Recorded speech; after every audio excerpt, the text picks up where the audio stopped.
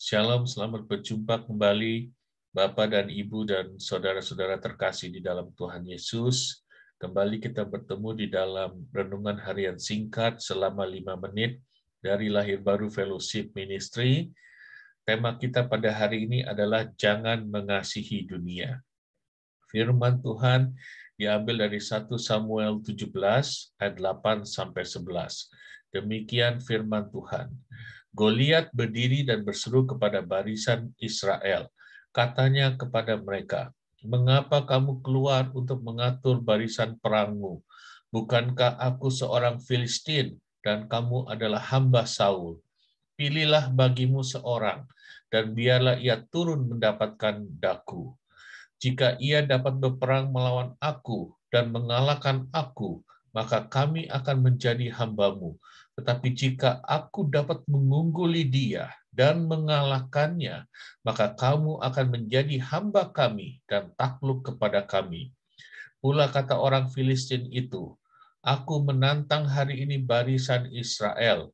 Berikanlah kepadaku seorang, supaya kami berperang seorang lawan seorang." Ketika Saul dan segenap orang Israel mendengar perkataan orang Filistin itu, maka cemaslah hati mereka dan sangat ketakutan. Saya percaya kita pasti pernah merasa takut dan tidak berdaya menghadapi tantangan maha berat yang ada di depan kita. Masalah itu kelihatannya sangat berat. Padahal mungkin kita sudah sering mengalami permasalahan yang sama dan bisa mengatasinya di masa lalu. Kemudian sekarang tiba-tiba kita kehilangan semua kekuatan kita dan akal pikiran kita sehingga semuanya menjadi buntu. Contoh, sebagai seorang kontraktor alat berat misalnya, saya sudah sering menghadapi persoalan yang sama mengenai kondisi alat berat saya maupun kondisi medan proyeknya. Dan saya sudah sering bisa menyelesaikannya. Tetapi ada masa-masa di mana saya merasa sangat frustasi, tidak berdaya, dan mengalami jalan buntu yang begitu menekan saya. Disitulah saya tahu bahwa Tuhan sedang mengingatkan saya akan beberapa kesalahan yang mungkin telah saya lakukan yang telah mengecewakan hatinya, dan saya harus bertobat dan berbalik kembali kepadanya. Raja Saul sudah sering berperang dengan bangsa Filistin, dan kemanapun ia pergi, ia selalu mendapatkan kemenangan karena Tuhan yang menyertainya. Ini bisa dilihat di dalam 1 Samuel 14 ayat 47. Namun, kejayaan yang diperolehnya membuat Raja Saul berubah menjadi sombong sekaligus serakah. Dia tidak mau mentaati perintah Nabi Samuel, dan bahkan setelah dia diperingatkan oleh Nabi Samuel atas semua kesalahan-kesalahannya, Raja Saul tetap tidak mau bertobat dan meminta ampun kepada Tuhan. Hal ini sangat mendukakan hati Nabi Samuel, dan Tuhan secara khusus menyatakan bahwa dia menyesal telah menjadikan Saul menjadi raja. Hal ini dapat dilihat di dalam 1 Samuel 15 ayat 35. Tuhan menolak Raja Saul dan undur dari dalam hidupnya.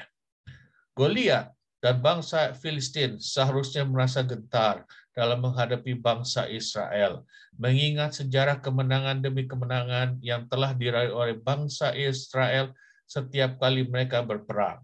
Namun sekarang kondisinya telah berbeda karena Tuhan sudah menolak Raja Saul, sehingga musuh yang sering dikalahkan oleh Raja Saul dan bangsa Israel justru menjadi suatu momok yang sangat menakutkan di dalam kehidupan mereka. Mereka semuanya menjadi lumpuh dan tidak berdaya sama sekali dan dicengkram dalam ketakutan. Mari kita renungkan suatu kebenaran yang mungkin tidak enak bagi telinga kita pada hari ini. Goliat yang ada di kehidupan kita, yang terus-menerus mengintimidasi kita, dan bahkan mungkin membuat kita hidup dalam ketakutan dan ketidakberdayaan, merupakan suatu tanda peringatan dari Tuhan bagi kita untuk mengevaluasi segala kesalahan demi kesalahan ataupun dosa-dosa yang mungkin ada di dalam diri kita yang melukai dan mendukakan hati Tuhan.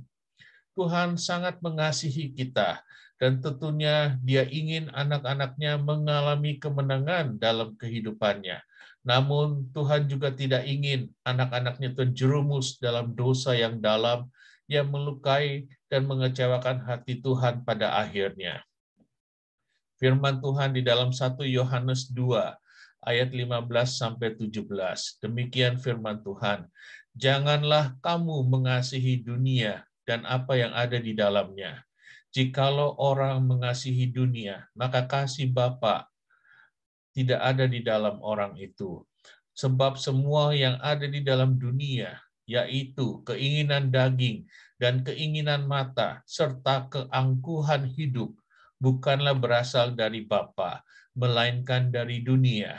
Dan dunia ini sedang lenyap dengan keinginannya, tetapi orang yang melakukan kehendak Allah tetap hidup selama-lamanya. Raja Saul memilih untuk mengasihi dunia dibandingkan Tuhan yang telah mengangkat dan menyertainya. Tuhan telah memberikan banyak kemenangan demi kemenangan kepada Raja Saul. Namun hal ini membuatnya congkak dan sombong. Dan yang lebih parahnya adalah bahwa Saul tidak pernah menyadari kesalahannya dan tidak pernah mau bertobat. Tuhan tidak ingin kita menjadi duplikatnya Raja Saul. Kiranya kita bukanlah menjadi seperti Raja Saul, tetapi biarlah kita bisa menjadi seperti Daud, sehingga kita bisa mengalahkan setiap Goliat di dalam kehidupan kita. Kuncinya adalah jangan sampai kita meninggalkan Tuhan. Jangan sampai kita mendukakan dan mengecewakan hati Tuhan. Sadarilah bahwa Tuhan senantiasa menyertai setiap langkah kehidupan kita. Dan biarlah kita mau mengizinkan Tuhan untuk menuntun dan membimbing kita. Mengizinkan Tuhan untuk mengajarkan, mengingatkan kita akan setiap kesalahan yang mungkin telah kita lakukan. Biarlah hari ini kita belajar suatu kebenaran dan mengaplikasikannya dalam kehidupan kita. Biarlah kita bisa maju, melangkah, melawan setiap Goliat yang ada di depan kita dengan bantuan dan penyertaan Tuhan yang ada bersama kita. Amin. Tuhan Yesus selalu mengasihi, menyertai, dan memberkati Anda berlimpah-limpah, serta tidak pernah sedetik pun meninggalkan Anda.